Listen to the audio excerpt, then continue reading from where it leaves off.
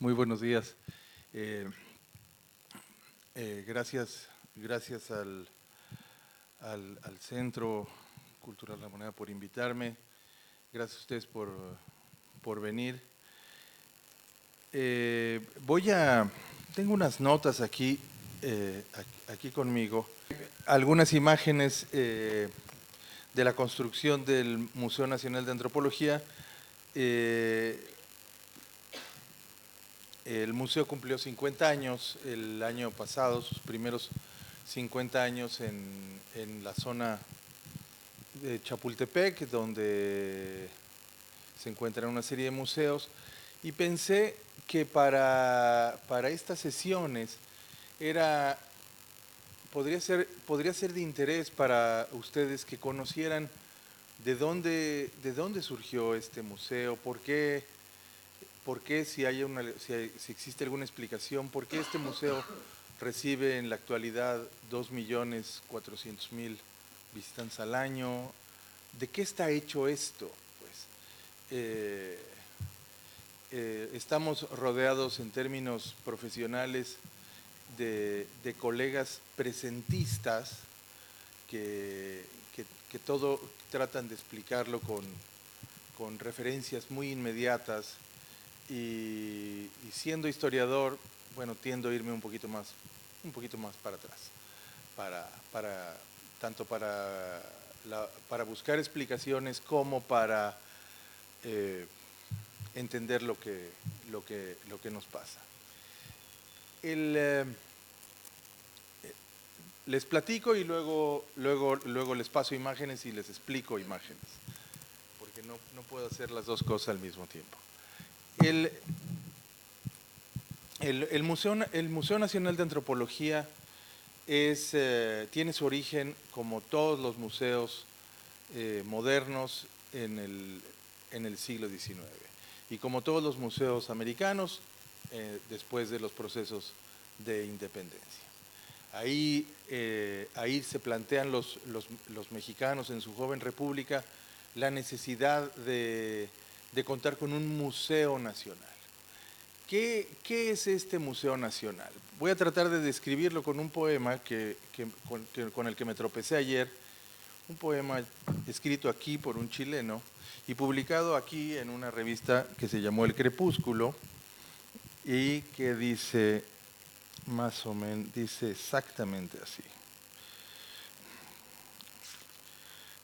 Dice el autor, ustedes lo deben conocer mucho mejor que yo, Mata, dice así en sus dos primeras estrofas: decir que el mundo es nuevo en este día porque contenga muy diversos hombres es llamar al desorden armonía, variar las cosas con variar los nombres, y no he de proseguir con la porfía, aunque viviendo en ti mucho me asombres, oh mundo seductor, con tus verdades y mentiras también nuevas beldades. Yo quisiera decir, y este es el verso que me interesa, esta es la estrofa que me interesa, yo quisiera decir que el mundo es todo, que es el álbum mayor del universo, donde escribe quien quiere con tinto lodo, en mala prosa o estirado verso. Al giro triunfador de mano o codo, allí se eleva el cántico perverso. Álbum el mundo sin escuela alguna, con firmas por doquier una tras una. El museo aparece como el lugar para ordenar ese álbum del que habla Mata en el poema. Y es el espacio que ha de contener todo, así de ambicioso, todo el universo que tenemos enfrente. El museo no está dividido en museos como hoy, Museo de Historia Natural, Museo de Historia, Museo Antropológico, Museo Arqueológico. No, todo cabe en su interior y más aún, todo debe encontrar un orden. Así nació el Museo Nacional en México en los 1820 y tantos.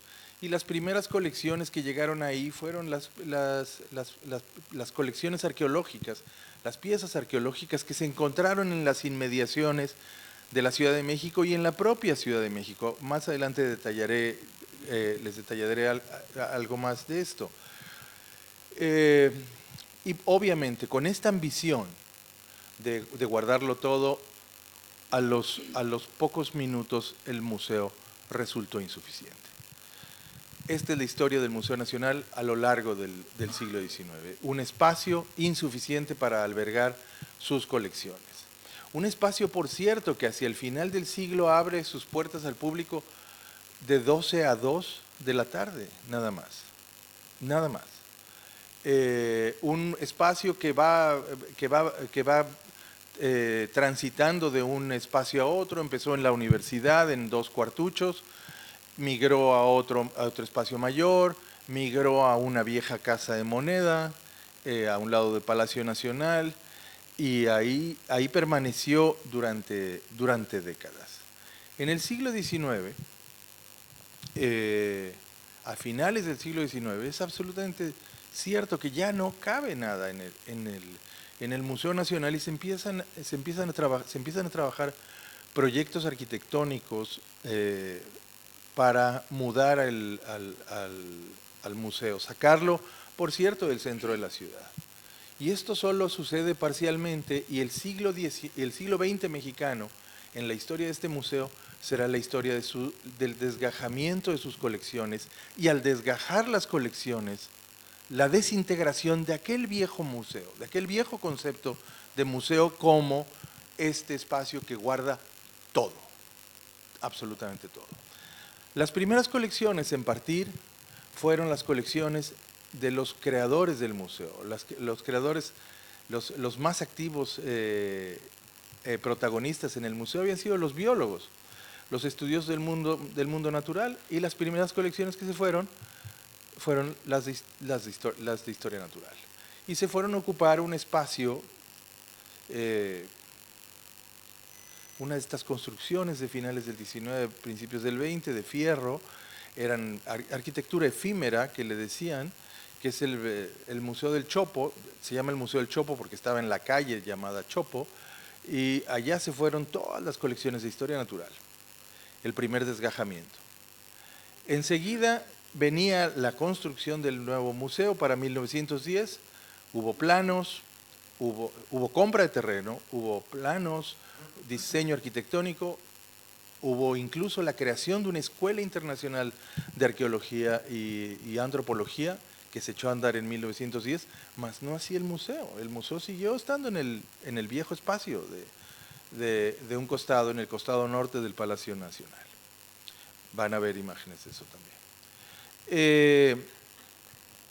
En adelante, el grupo de letrados que trabajaba en el interior del museo no dejó de insistir en que había que crear un nuevo espacio. A lo largo del siglo, de la primera mitad del siglo XX, aparecieron otros proyectos arquitectónicos, aparecieron nuevas posibilidades de crear este espacio. Se envió a jóvenes mexicanos al mundo a estudiar museos precisamente para incorporar las nuevas ideas en torno a estos espacios en el proyecto mexicano, pero nunca se realizó. El mayor proyecto educativo, quizá uno de los grandes proyectos educativos en México en el siglo XX, fue la creación de la ciudad universitaria. Esto ocurrió se inauguró en 1952, la universidad estaba en el corazón de la Ciudad de México, se sacó a la universidad del centro de la ciudad, se le desplazó hacia el sur, un enorme espacio. Sigue siendo hoy un espacio enorme, hoy en el siglo XXI, con amplias zonas aún sin utilizar. Y esto impidió que se realizara el museo, que era una ambición aún más antigua que la de la propia universidad. No voy a entrar en detalles, pero si están en la tarde a lo mejor hay espacio para contarlo ahí. El caso es que en 1958 se decide ahora sí entrarle al proyecto del museo. Y lo primero que hace el Estado mexicano es hacer un diagnóstico de los museos en el país. El resultado es fatal, es lamentable. No hay un museo digno de ese nombre en México, y entonces el presidente Adolfo López Mateos toma la iniciativa de reorganizar todo el sistema de todo el sistema de museos del país, teniendo en consideración que son parte fundamental de la política educativa del Estado. Esto se le encomienda a un antropólogo. Van a trabajar en este proyecto antropólogos, historiadores, arqueólogos, en fin, junto con arquitectos, ingenieros y demás. Pero le corresponde a un antropólogo verbalizar el tema del museo.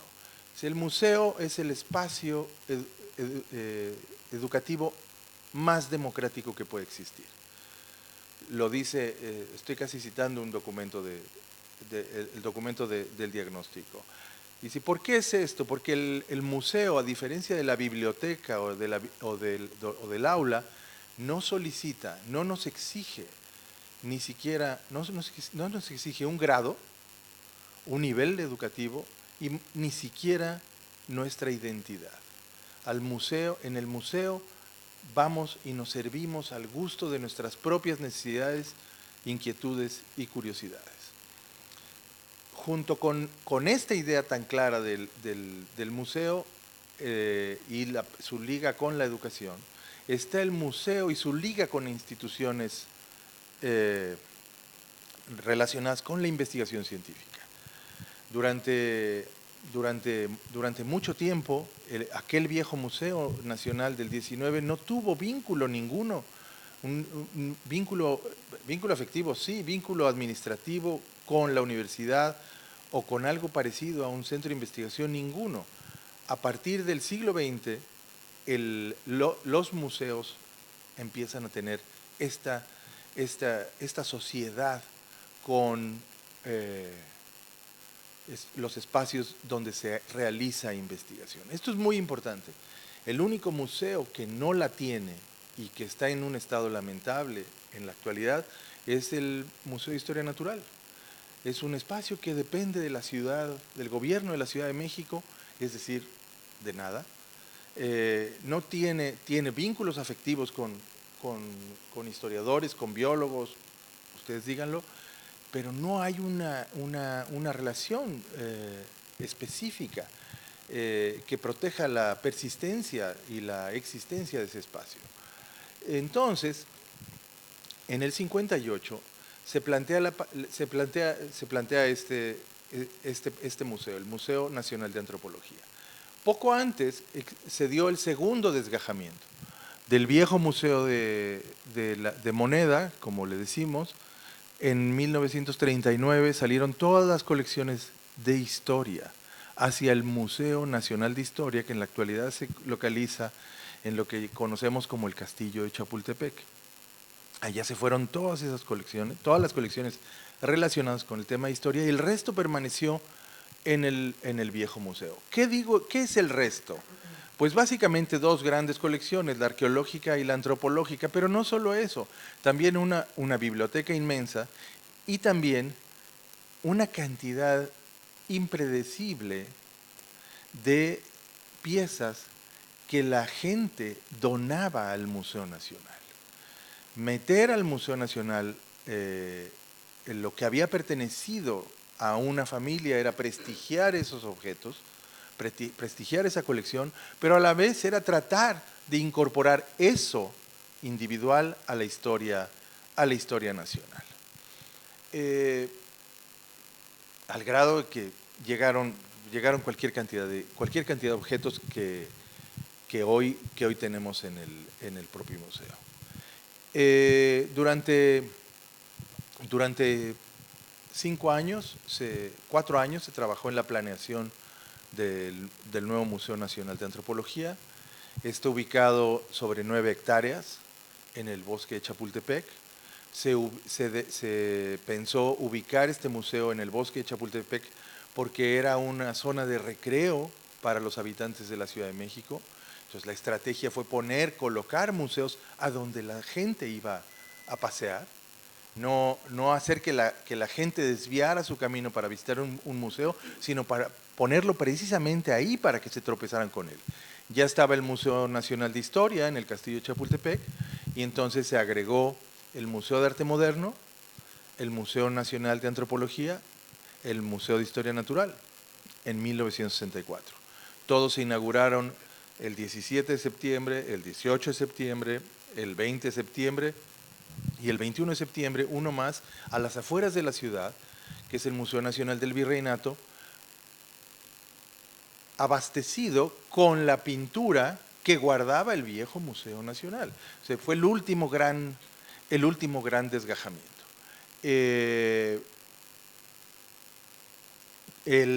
Para tratar de explicarme mejor, una sola de las salas del nuevo Museo Nacional de Antropología, la Sala Mexica, es mayor al Museo de la Moneda.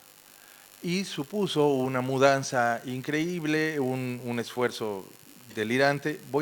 Ahora les voy a pasar unas imágenes para tratar de ilustrar mucho mejor esto que les acabo de narrar y sobre todo para concluir esta exposición. A ver, ¿cómo? ¿Acá? Ahí está. Ok, y luego, ¿con esta? Ah, ya. Este es el patio central del museo. Está cubierto por algo que llamamos el paraguas, le decimos un paraguas. Tiene una altura de 38 metros, se sostiene con 88 cables. Es algo realmente muy interesante. Ahora, en la actualidad el museo es ya considerado patrimonio artístico, no le podemos tocar nada, lo tenemos que conservar tal cual, lo cual es un problema sumamente complejo. Podemos mover, debemos mover su contenido, pero no podemos tocar el contenedor. Este es el arquitecto Pedro Ramírez Vázquez, el hombre de lentes sobre la mano derecha. Él era muy joven, solemos olvidar los mexicanos que alguna vez fue joven Pedro Ramírez Vázquez, y que adelante de él había varios arquitectos mexicanos que le podían haber comido el mandado. Tuvo el talento suficiente para diseñar este espacio. Y a mano izquierda, el hombre sin saco es Mario Vázquez. Este es un camioncito, como pueden ver. Se dedicaron mis colegas antropólogos hace 50 años a recolectar por todo el país. Ya había una buena colección antropológica, pero se dedicaron a recorrer el país en busca de más objetos. Voy a citar el documento. Uno de los documentos fundacionales dice como debido a la inminente desaparición de los indígenas en México, debido a su incorporación al México moderno, es inminente rescatar su cultura material. Eso se pensaba hace 50 años. 50 años después, lo único que desapareció fue esta idea. Las comunidades indígenas siguen ahí, usan smartphones para hablar en sus propias lenguas, siguen vivas muchas de sus comunidades, hay más hablantes de las lenguas indígenas en México, pero entonces se pensaba esto. De hecho, en 1964 no había empezado lo que pocos años después iniciaría en todo Occidente, que fue un cuestionamiento profundo de la naturaleza de los museos etnográficos. Sobre la sencilla pregunta, ¿la antropología necesita museos?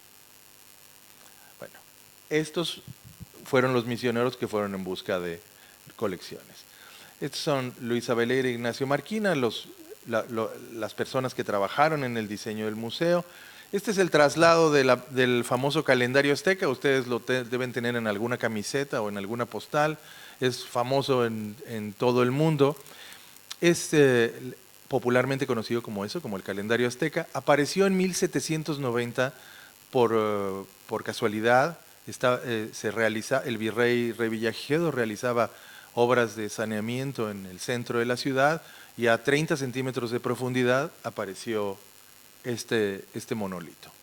La diferencia en 1790 fue que no se destruyó por un lado, o que tampoco se volvió a enterrar, sino que se consideró digno de estudio y de contemplación, y se sacó a la superficie, y fue, para los arqueólogos mexicanos, el origen sentimental de la arqueología, la arqueología mexicana. A esto hay que añadirle que Carlos III había promovido el estudio de Pompeya y Herculano, y que por este motivo estaba en el aire, había un ethos favorable a este tipo de recuperaciones. Bueno, es una de las piezas centrales del museo, y su traslado fue una auténtica proeza. Este es el viejo museo, la fachada del Museo Nacional, y a mano izquierda una pésima reproducción de un óleo de Cleofas Almanza del patio central de ese museo, donde estaban muchos monolitos. Estas son las viejas galerías del museo. No era un espacio, como sucede con muchos de los espacios en nuestra América, no en la otra América. En nuestra América se emplearon generalmente espacios virreinales, es decir, no hechos para museos. En el norte, más rico, se hicieron espacios que trataban de utilizar la luz natural. Por eso las vitrinas son de vidrio, para aprovechar la luz natural. Bueno, estas son las viejas vitrinas del museo en un espacio pésimamente iluminado, como pueden ver. Y ahí más de lo viejo. Este es un salón que se construyó en los 1880, que se llama la Galería de Monolitos. Las piezas estaban en el jardín del museo, se hizo esta galería para protegerlas, ya empezar a protegerlas. Se alcanza de ver de perfil el calendario azteca, y al fondo la Coatlicue, que es otro monolito muy importante, también recuperado en 1790. Otros aspectos de la galería de monolitos, la biblioteca del museo. Este es el día de la inauguración del nuevo museo, el 17 de septiembre de 64. Este es el patio central. Lo que ven ahí es una fuente, obviamente está apagada debido a las visitas. Esta es otra vista del patio central. Son 45,000 metros cuadrados de exposición. El hombre que está hacia la izquierda es el arqueólogo Ignacio Bernal, que fue el primer director del museo en su nuevo espacio. Ahí está el calendario azteca en su altar, y a la mano izquierda, en la sala de Teotihuacán, otro de los grandes monolitos recuperados en el 19.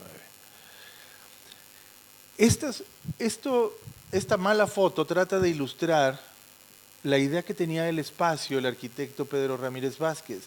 El museo en la actualidad exhibe solo en la parte arqueológica 8,000 piezas. Es un exceso. ¿Por qué es un exceso? Porque los que trabajamos en un museo sabemos que menos es más, ¿no? Al final de recorrer la sala mexica, donde hay cerca de 2,000 objetos, lo más probable es que se acuerden solo del calendario azteca, ¿no? Y del Coatlicue si nos va bien. Claro, el deseo de uno es mostrarlo más, ¿no? Tenemos bodegas, entre la bodega de arqueología y etnografía hay 250,000 de objetos, que son muchos o pocos desde donde ustedes los quieran ver.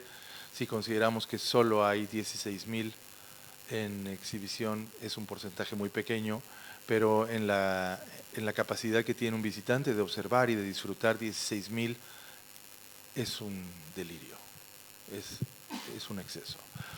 Ramírez Vázquez, les decía, diseñó el museo con grandes espacios. ¿Por qué grandes espacios? Es muy sencillo. Dirían mis colegas arqueólogos, antropólogos, es que quería hacer un museo de arte. No quería hacer un museo de arte. Quería un museo que tuviera espacios para que los niños se desplazaran con toda tranquilidad. Hoy, debido al número de piezas que se han subido a salas, que estamos desde luego empezando a bajar, no existen estos viejos espacios.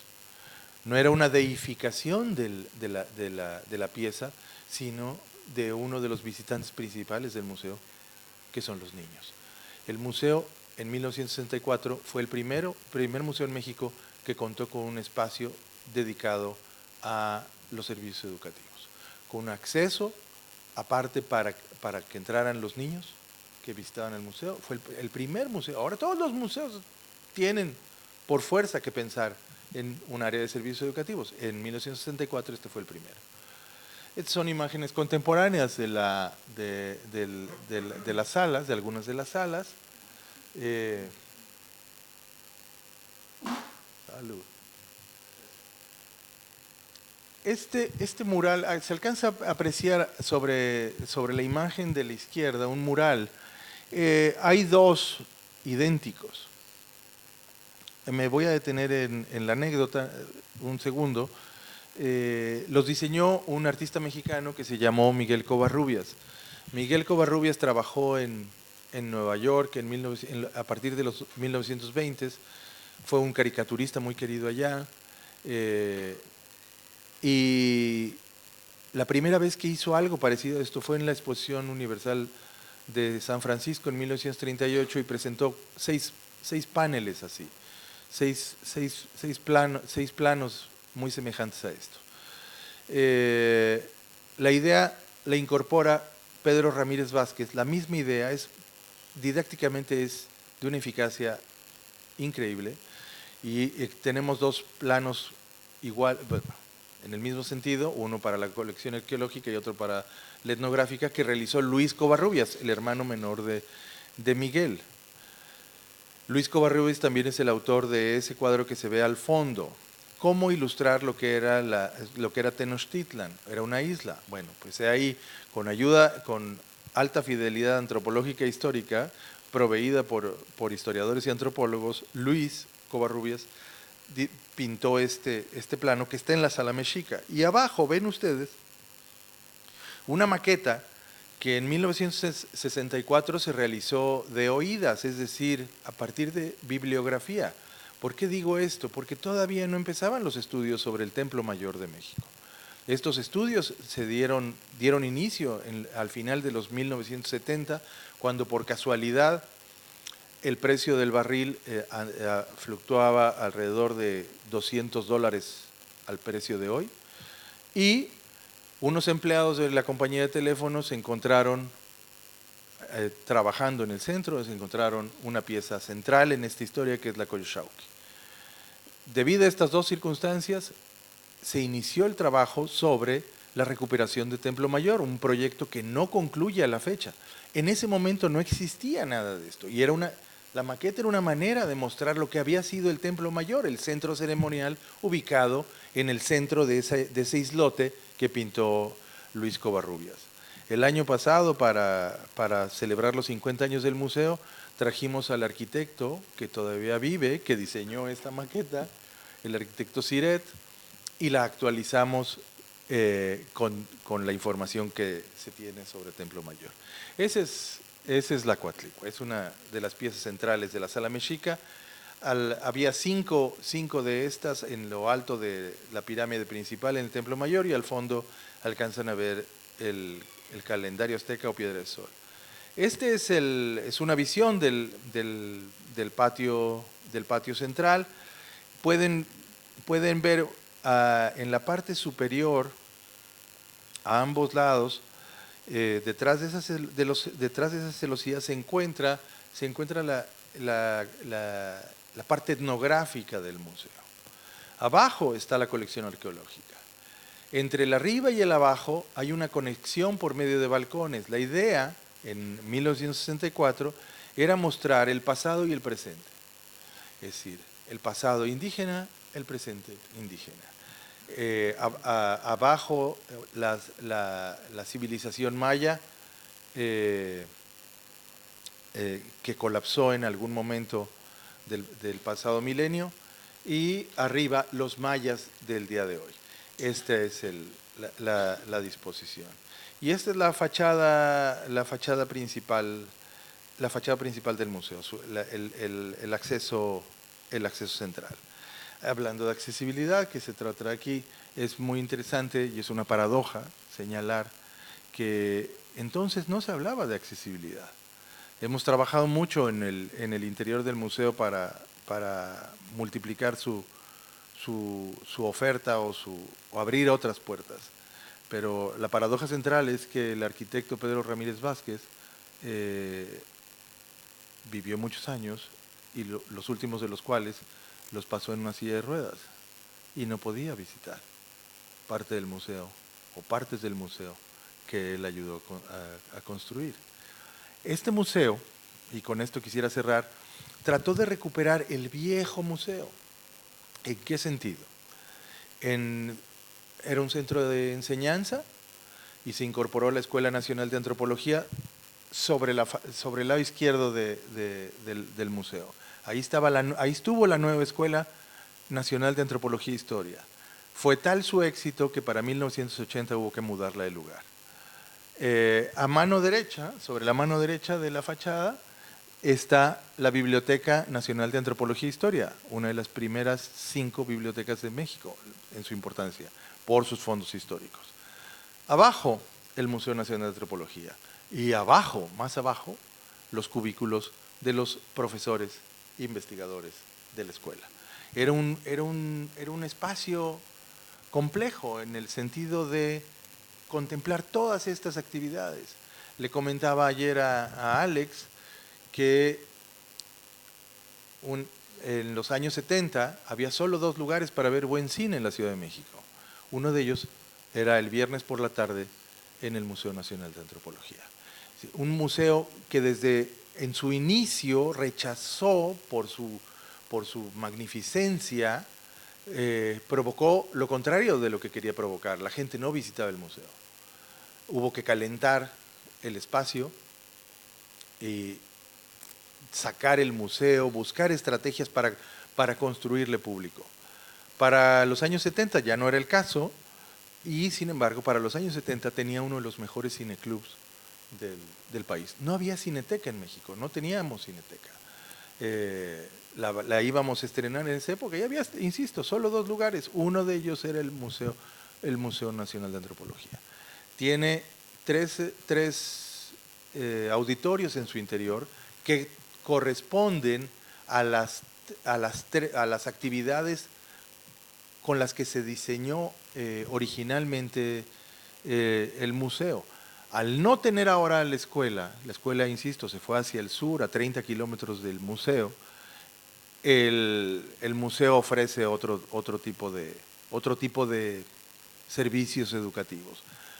Como antes, como en el 19, imparte diplomados, cursos, es sede de congresos, etc. Tiene una vida académica e intelectual muy intensa, como entonces, como en el 19.